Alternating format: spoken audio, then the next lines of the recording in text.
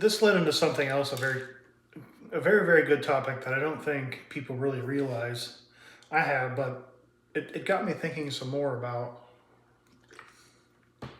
something that that lady said um, about this conception, which is apparently a big topic about Jesus being Jewish. Jesus was Jew. Jesus is a Jew. Jesus was a, whatever, however you want to term it.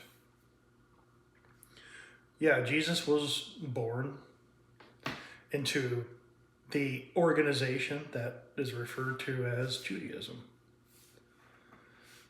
It was a system. It was a religious system that people lived their lives by. That's true. When Jesus became baptized at that moment, he left it.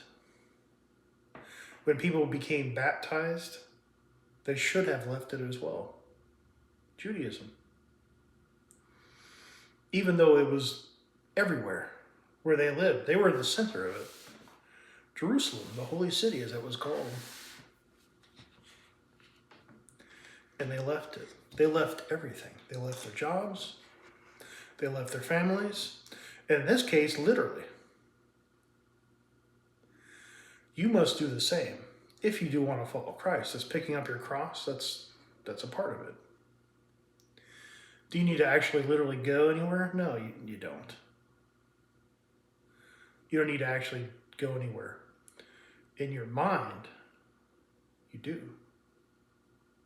Because people build their lives up. When you become a kid and you're trying to find yourself, and then you go to college, and you find yourself, and then you start to develop and figure out who you are, et cetera, et cetera, et cetera.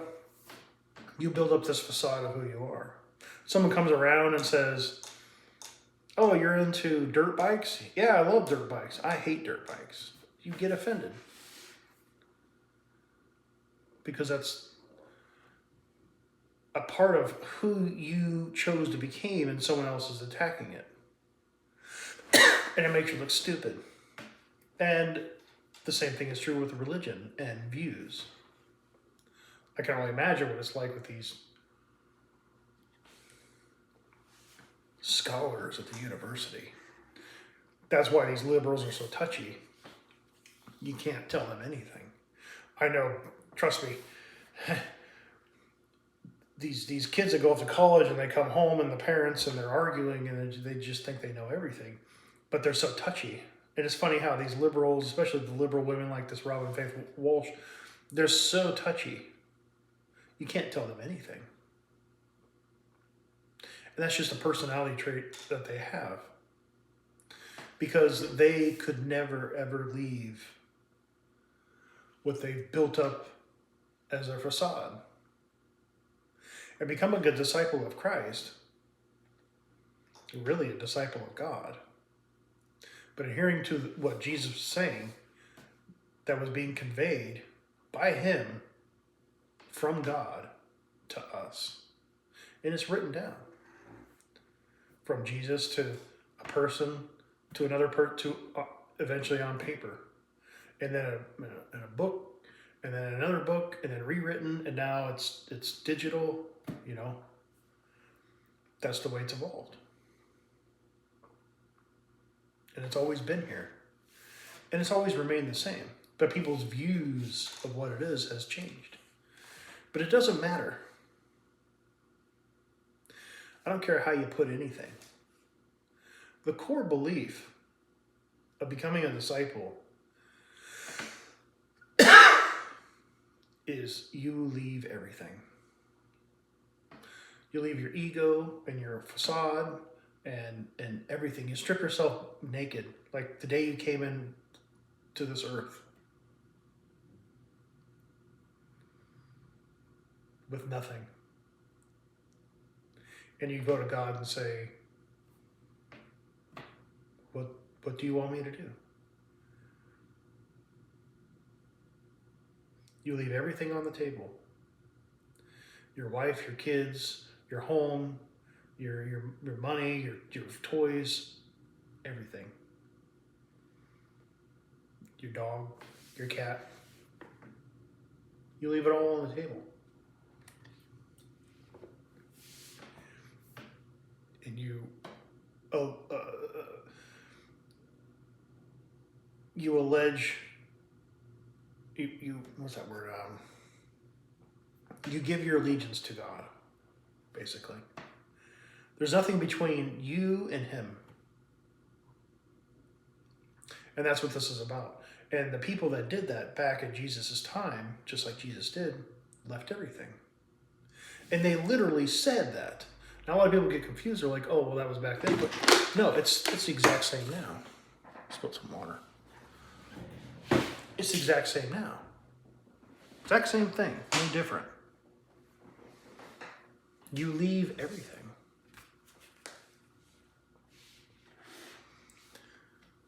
In your mind, in your heart. Because you can't have anything between you and him. It just doesn't work that way. You can't be loyal to Mormonism and be loyal to God. It doesn't work that way. You can't just be a basic run-of-the-mill Christian. It doesn't work that way. And just like that lady was speaking and all these other people, they say all these convoluted things that just confound what's actually being said. That's why you need to leave. That's why you need to leave this world, because there's nothing on this world that can explain properly what needs to happen. Because what needs to happen is something from heaven. And it's just done to you. You cannot do it yourself. You can't learn it. All you can do is try to begin to understand for yourself what's wrong with you. That's basically it. That's what God is doing. Saying, you're human, you need to shed all that stuff. And you need to learn from me. Just like Jesus said, take my yoke upon you. And that's the same thing here. And none of this comes through when you have all of this nonsense in front of you. All the, Dr. So-and-so's book on this and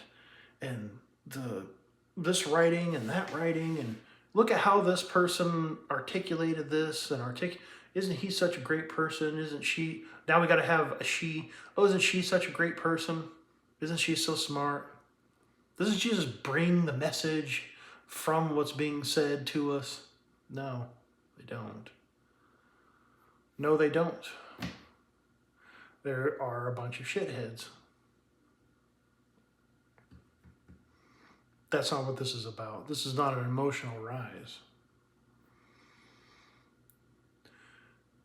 If you look with this understanding, just look at it.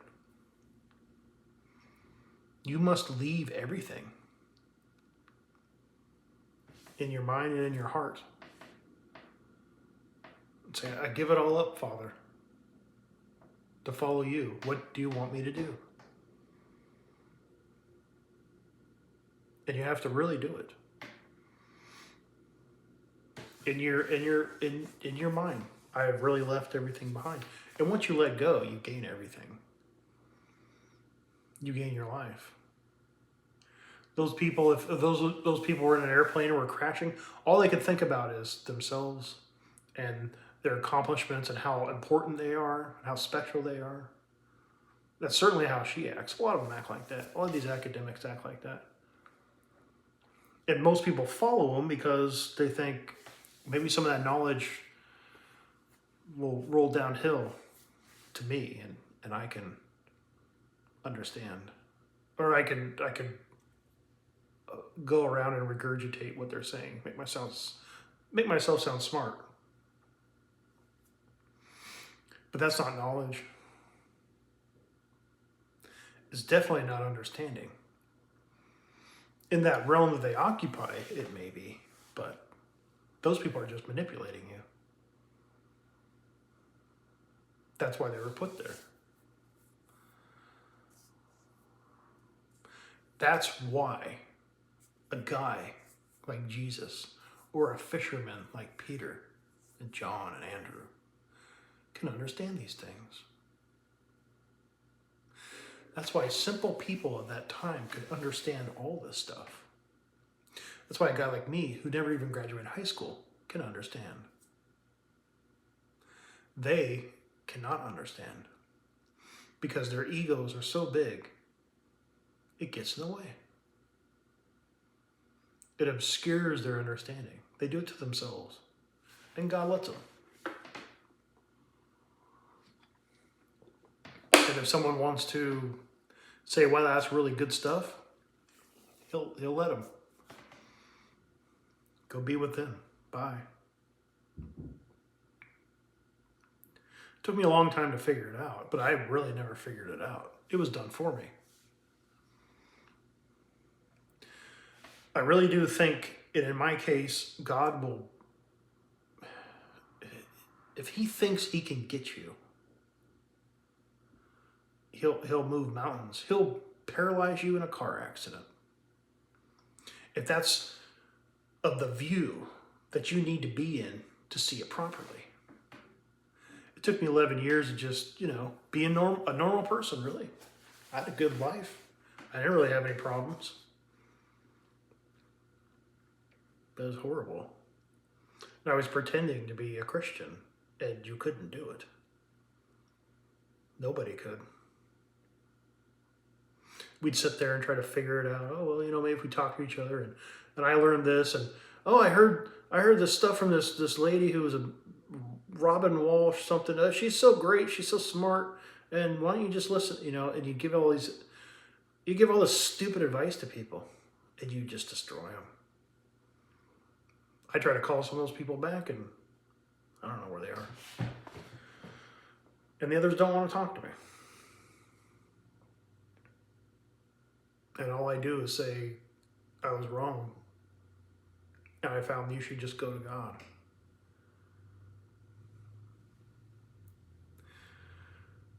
One ear right out the other. Told them religion was wrong. That's why they didn't want to talk to me anymore. Because that is what they're loyal to. But they think it's Jesus, they think it's God, but it's not.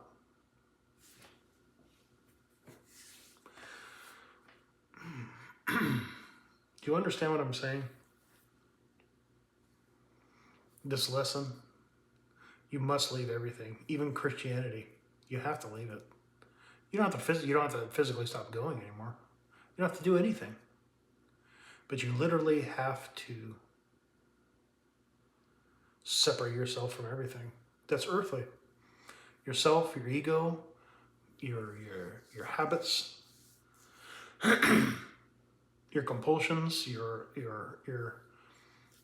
greatest loyalties, your sports teams.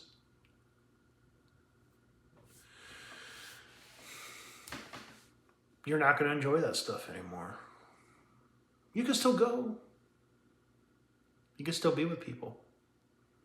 I do.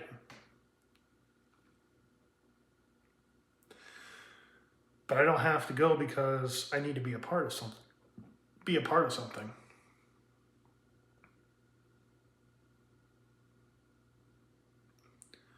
I could sit in a jail cell all by myself now.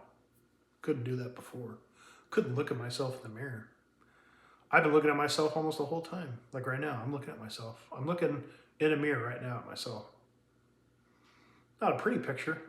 I don't know what this is. But that's gravity for you. And I don't care. It's happening to my wife too. Doesn't matter.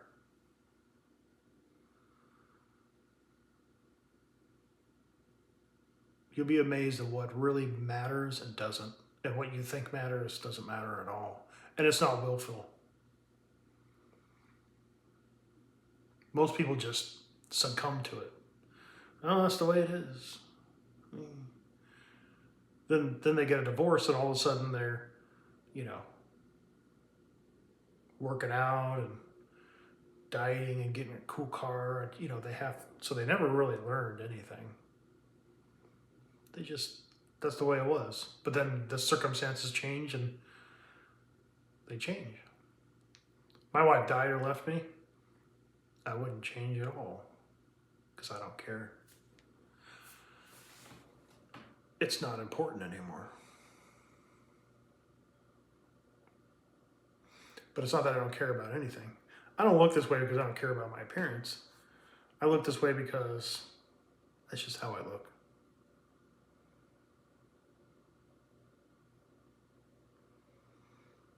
And that's fine.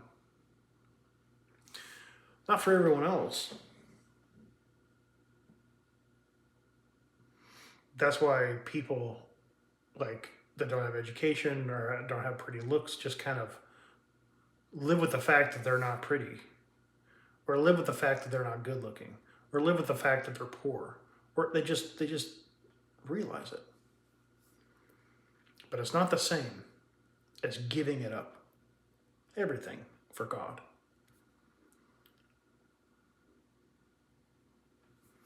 And that's what everyone did back then.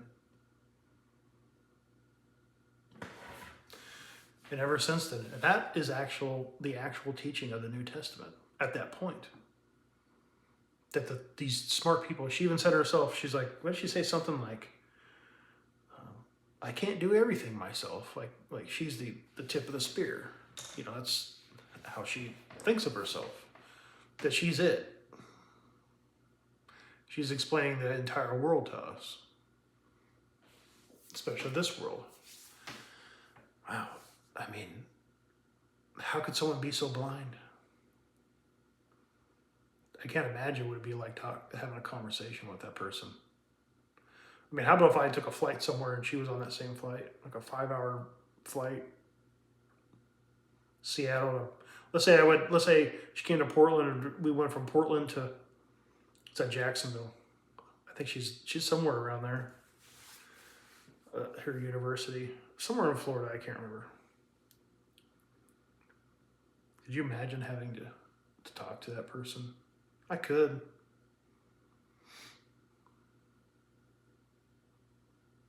But she's smart enough to figure out what my true intentions would be.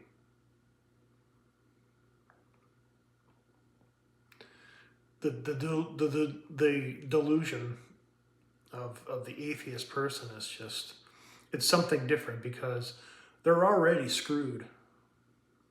And they know that they're screwed. And they've come to terms with it just like everything else. So it's their reality. And they learn to cope with it. But reality is always, a couple footsteps away. And that's why liberals are so touchy. Because, you can't do, you couldn't even if you look like Donald Trump and walked into a place where they would have a problem with it. Just a reminder of the person. Get to walk around on eggshells for everyone. They have to walk around on eggshells for everyone else. Everything is so rehearsed and orchestrated and we can't do this, so you can't, that's like this he, she, them. I mean, they have to be on the cusp of everything. It's like they get an email every day. Oh yeah, by the way, we're going to start doing this he, she, them thing. Okay, great. That's progressive. And it's just never ending. It's just never ending cycle of going around. That's not the teaching of the New Testament. The New Testament's easy. Lay it all down. Give it up. And you're free. And she doesn't know that. She can't, all of her intelligence explain, and she can't explain that. She's not even aware of it. She thinks Jesus is a Jew. She thinks Jesus, this Jesus movement, they call it, these communists, these Satanists, the Jesus movement. It was they're Jewish, and they're out there, and it's a Jewish, and the Jesus was Jewish, and you know, he had a yarmulke and curls, and I've heard it from these people. Not necessarily heard, but I've heard it from them. You should hear them talk. Like Jesus is down at the Wailing Wall with that thing on his head wrapped around his arm, reading the Torah. Jesus came to save us and rescue us from religion, rescue us from this world. But we hold on to it. And if you hold on to it, God doesn't want anything to do with you. If he thinks he can get you, he will. That's what he did to me, and I think he does that with everyone, honestly. And that's why I think people kind of get this drawing from. They're being I think they are. Because he knows that you're good, but you need a little help. And you're not really asking for it. So he has to nudge you. It took me 11 years. That's how stupid I am. Oh, and it was by accident. And then after that, it took like another 4 years. And I was like, oh, okay. Now I get it. And now I'm telling you, and you won't listen. But at least you know about it. That's what's important. So yes, you do need to leave everything. Everything. If you're 10 years old and your dad's a preacher, obviously you can't leave, but you can leave in your mind and in your heart. Just say, I'm loyal to God. There is no interpretive method to it that exists on this earth. There's only things that bear witness to the fact that what Jesus said is correct. You learn it, it's like you learn it for yourself. And then the New Testament, one day you're reading or doing something, or just walking around, and it puts it into words for you. Wow, that's exactly what Jesus said. I never knew that before. How did I miss this? You know, these professors, these Barnum, and they've never learned any of that. It's all theological to them. Oh yeah, that's a method that was found in the New Testament Gospels, written in 63 AD. Like, I'm supposed to know all this stuff, and it's a methodological way of doing interpret. And of course they take it and they screw it all up, and they don't know what they're talking about. It's just some kind of knowledge to them, but they don't understand it. If the New Testament was written yesterday, it still wouldn't matter. How did you hear about Jesus? Were you just reading the Gospels one day and said, oh, who's this? No, you heard about it. You heard about it. You heard stories, rumors. Jesus was this, Jesus was that, God is this. All these confusing things, you don't really know what it is. And most people still don't know what it is. They think they have an idea, but they don't. And then the others, the ones that just gave it all up, somehow, some way, it doesn't matter. Think about this. Somehow you gave it up, you people, and it just started to make sense. That's what it is. That's God. It's not you. We're not capable of doing any of this stuff. All we can do is, oh, I'm an idiot. In this regard, I get that. Oh, I did this wrong. Okay, I get it. That's what this is about. It's about you. And you go from being an idiot like everyone else, not to make fun of everyone else, but to somebody who can see the difference, that's willing to see the difference. See all these things that I have behind me? I mean, that was my grandpa's, and you know, this is my house, and I don't have to give it up. It was given to me. I've given everything up, and I've gotten more because of it. Does that make sense? I've left everything, but I have everything.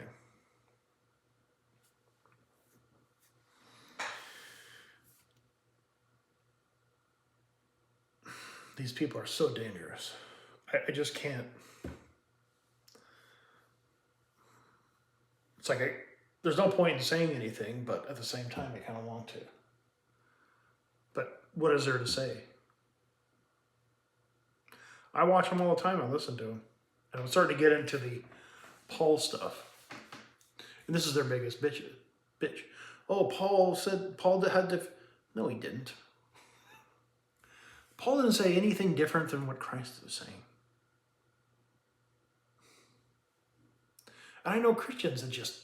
There's this one guy, liberal attorney, and he just hates Paul. And I think it's because he was raised in like a Pauline type church or something. I don't know. Like I said, there's just so many. There's people that just focus on Paul. There's people that focus on, being this or being that, or, just focused on being something other than what they should be focusing on. Like themselves. How they need to just stop and go to God.